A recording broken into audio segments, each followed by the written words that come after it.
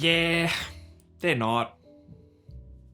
I know, I wanted this just as much as you guys. Oh, I'm so disappointed. Oh. I wrote a little cold open for this where I make a gaffe, as I usually do. It's kind of my thing, until I realized that somebody clicking on this video thinking that I agree with them because of no particular reason, only to be shut down in the first sentence, is a comedic catastrophe better than anything I have ever written. If that person is still watching, it does get better after high school. There is a lot of discourse around games as an industry right now, as a culture, with the critiques of battle passes, people lamenting the current state of unfinished games, unpolished products, the crunch time required to get them out, a whole variety of things that just seep into the culture of it. To peek behind the curtains a little bit, that is actually what this video started as, and I'll probably make a video about it sometime in the future,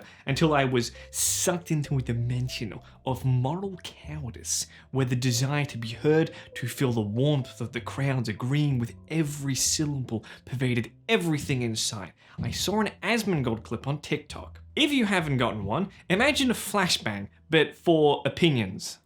As it turns out, getting famous for playing World of Warcraft to such excess that the house that you are living in has to be entombed in lead does not lead to a well-defined priority list. Unbeknownst to me, there has actually been a civil war raging underneath the surface of society. One side vehemently fighting against what they believe to be a perversion of basic moral decency, the forceful adoption of a nation-destroying ideology that is all orchestrated by weak-willed and pansy-footed members of a secret society, while the other side doesn't care and doesn't know the first side exists. In practice, this difference manifests as people that like to use video games as examples for arguments on Twitter, and people that like to play them for fun. I've rewritten this script multiple times. It is part of the reason it has taken so long to come out. I've even had so much trouble with it, I've considered binning the video, but who cares? I'm just gonna say something and I don't care how it fits into the flow of the video. Dustborn is a game that did terribly and prominently features a diverse group of protagonists. In fact, that is the entire point of the game. And while it is definitely a factor, the diversity is only a problem because it is poorly written. In all fairness, creating characters that feel genuine and complete is difficult, even if you are drawing upon your own real-world experiences. Compelling characters are borderline impossible to write. Most of us are not compelling. When you intentionally draw people's attention to specific aspects that are integral to our existence, whether it be race or gender or sexuality or ideological opinions, it is important that it is treated with respect and effort and represented truly, and many games just don't do it for a variety of justified reasons. This is an interesting and complicated part of writing that I had to study in university because it is in many ways an aspect of world and character building that artists are currently trying to figure out how to tackle while also being old as time itself. It is also not the topic of this video. When people complain about games being woke or diverse, they do not mean that the diversity is poorly included, that it does a bad job of representing real people and their real struggles and influences society's perception on people that have kind of gone through a lot. They just don't like it when someone is brown. In many of their eyes, there is no such thing as well-written queer characters. To them, every level of diversity is oppressive to them, indicative of an agenda that is trying to be pushed. A game about exterminating straight white men while you romance other dudes with graphic interludes, and a game about bravely defending the motherland while the wives stay at home would be the same degree of woke if there was like a rainbow at any point. This is the most obvious when people are attempting to diagnose a certain failed game in the industry.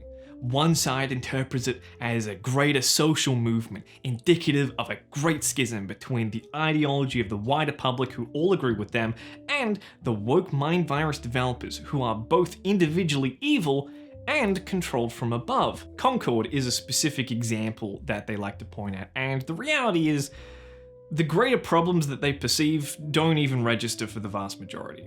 The truth is that while the game had pronouns and colored lipstick, it was heavily mocked and destined to fail the moment this guy said 5v5. Why would you do that? You should have strung them along a little bit more. These are some of the first words that anyone spoke about Concord. The trailer was generally being well perceived, and then the moment they started talking about the game, it immediately shifted. Concord was dogpiled immediately when the game was shown. Pronouns do actually show up towards the end of the reveal, except nobody even watched that far, but they mostly appear to show up so that you know what to call the yellow trash can in a fight. Like, they don't show any character that would be traditionally masculine with feminine pronouns. It's mostly so that you know that the trash can is, you would say, I'm gonna get him. I'm aiming him. Communicating with the boys? But I thought communication was a key in a relationship. What are you, dating these guys? As much as people want to play revisionist history, the sentiment among the comments at the time was that people didn't want another live service team-based shooter. The gameplay didn't look any more interesting than Destiny 2, and the trailer was such a misrepresentation of what the game would be, it almost felt like a betrayal. But Marathon will be different. When the game did release, the 20 people that were still paying attention did have critiques for the character designs, which some feel are too woke, whatever that means. But the criticisms were almost entirely focused on the difficulty distinguishing characters in a large fight or from a distance. Believe it or not, when people play video games, they're generally concerned with the fun that they are having playing it. This is pretty obvious from like a design perspective. Things that are important need to be able to describe their purpose quickly and from far away. Medics have commonly worn different colored garb or Red Cross armbands, and not just for the fashion, but also to indicate assistance on a battlefield. However, occasionally, they did also slay. And not in the shooting the enemy combatant kind of way. This is already becoming a problem in Marvel Rivals, which has a far more distinctive design. The only similarities between these two is that they are blonde, white, and a woman. This one turns invisible, and this one turns into a completely different character. But pressing the big button on one of them is good, the other one is bad. Being able to figure out which one is which from a distance in less than a second is very important, and you chose wrong. So while I do not doubt that many very reasonable people didn't buy the game because of woman and the robot has a pronoun, I didn't buy it because it's Overwatch in an unestablished sci-fi setting. Again, how do you keep showing up? Sidebar. While editing this, I felt it was worth pointing out explicitly so there's no confusion. Regardless of if the diversity ruins the game with poor writing or just makes the characters annoying, should not dissuade anyone from attempting it. Connecting with and allowing insight into people that exist in real life and aren't going anywhere is, in my opinion, one of the desired outcomes of a creative work. Striving to make people happy, whether it is by making a 10-hour visual novel or just adding a character in the background who's gay, is a worthy goal, no matter the outcome. Back to the video. This brings me to the fun part of the video, which is Steam curator groups. If ever there was a more concentrated example as to how pathetic this mindset is, it would be here. Because it appears that these groups actually play some of the games they review, which in this sphere does constitute bragging. Occasionally, they even finish them, but like not in the same way that you or I would, as they're just playing them to look for problems. It is a fun concept for a party game though. Read out the reviews, make people guess which game it is. You'll never get it right. These reviews are crazy. Contains overtly pro-LGBTQ messaging. Uses body shape 1 and 2 in place of biological sex during avatar customization. Wrong. Planet Coaster 2. Contains overtly pro-DEI messaging. Features improbable female combatants, particularly from an early 20th century setting. A military game, perhaps. Lego Indiana Jones. And the second one, just to be safe. Body type. A And B, in place of biological sex, no thank you. Call of the Wild, The Angler. Whoa! Now, good thing that I reviewed that. I wouldn't want anyone to get woke pilled from Call of the Wild, The Angler. Deus Ex, Mankind Divided.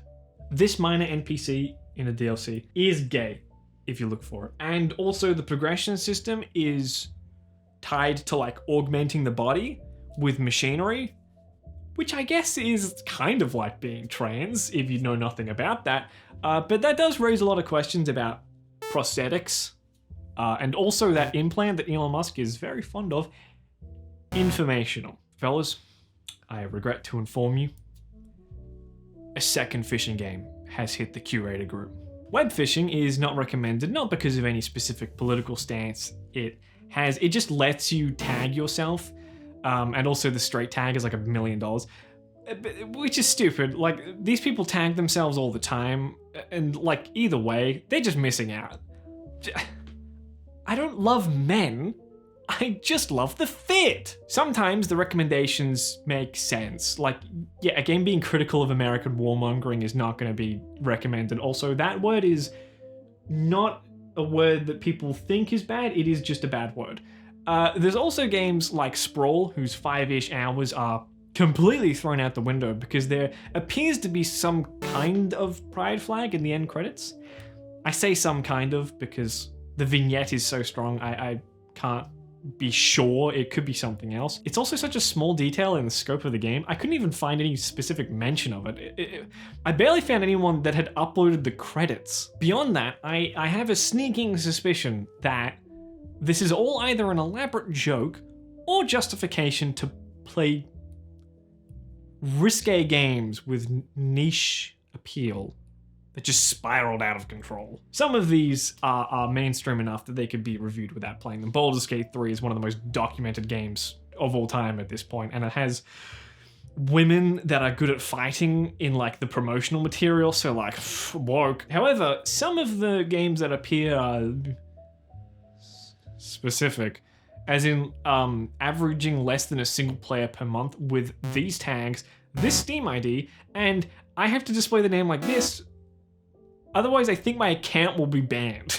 There are quite a few of these groups on Steam, and while they are genuinely pathetic and kind of gross, at the very least, it is extremely entertaining to have such an insight into the opinions of people that don't seem to enjoy video games as a concept, nor as an activity. The sad truth is, their criteria is transparently non-existent and dependent on the reviewer's feelings at the time of writing, which leads to different curator groups not agreeing with each other.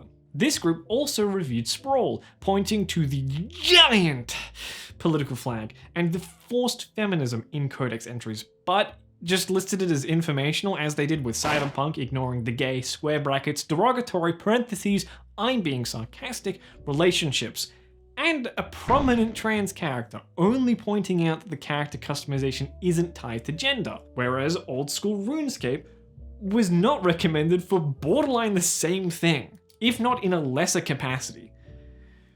RuneScape, that's where we're drawing the line? Whatever. This happens because anti-woke is a nothing statement. Woke is not a defined political, economical, social view. It's just a fluid, abstract concept that differs from person to person, and importantly, is applied by someone on the outside as a pejorative. For some, woke video games are ones that intentionally raise political subject matter of any kind, even if it agrees with them. For others, it is just the unfounded idea that a developer has changed the core of the game to include things that cash in on the cultural zeitgeist of kissing other dudes, or persuade others to their agenda of kissing more dudes. For most vocal dissidents, it appears as if a game can be considered woke or not, depending on whether the reviewer finds the women characters attractive and like nothing else. The term traditionally attractive gets brought up an astonishing amount for people worried about the moral integrity of games. If they were truly worried about this, they would be playing Call of Duty with a chastity belt while eating cornflakes. If you didn't get that, look up cornflake origins. You will find some very disputed and very strange stories. It does raise like a paradox in the reviews though. A big sticking point for them is that women have to be attractive, and that they're usually wearing something revealing. Most of these cretins had issues with Jill Valentine not wearing this in the remake, but also find issue with women in combat scenarios to begin with because they think women are pathetic. But which is it? Do you want like women to not be in the game, or do you want to be able to salivate over the main character? Because like, if both of these are true, their perfect game is just like a dude with a smoking bod, like just massive biceps, wearing a compression shirt, wrestling dudes for the US of A. Close enough. Welcome back, Resident Evil 4. The biggest takeaway from this is most of this discourse comes from people that truly don't play games for fun, but to reinforce their current worldview and try and force it upon others, which is amazing because that's what they assume other people are doing to them. They're so fine discarding good or bad games based off a fluid criteria of supposed moral crimes. These people write off exceptional games like Outer Wilds because the playable race is not gendered, even though they're fish, and like one of the greatest games of our lifetimes because of a character creator.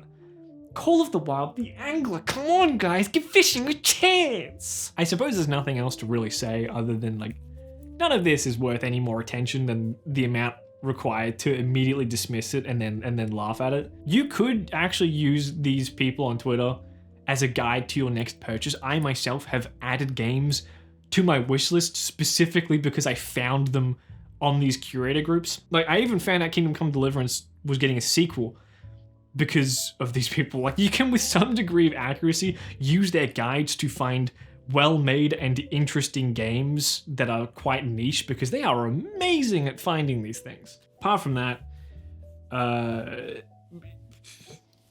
thanks for watching. I was in Japan recently, so I couldn't write or like do anything, and then this video took a while. I wasn't there for any particular reason. I was just like committing crimes and like harassing people on the street. Not for any reason, just for fun. Like, orewa crazy desu ne. Don't say that. Don't say that to people. Don't say that to someone in Japan. Crazy desu ne. Okay, I'm gonna see you guys later. Don't repeat that. Shh, it's a secret. Alright, I'll see you later. Kiss dudes while I'm away. On the lips, kiss them.